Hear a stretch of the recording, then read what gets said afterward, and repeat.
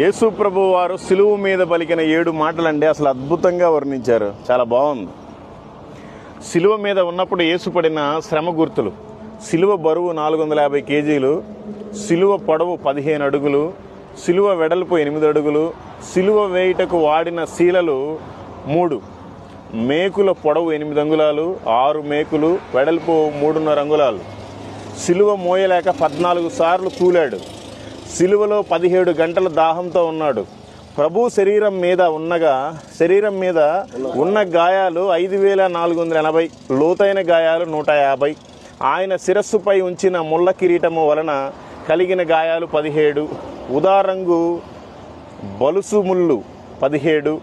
సిలువ మోసినప్పుడు ఆయన శరీరము నుండి కారిన రక్తపు బొట్లు మొత్తం 22,000, అనగా 6.5 లీటర్లు.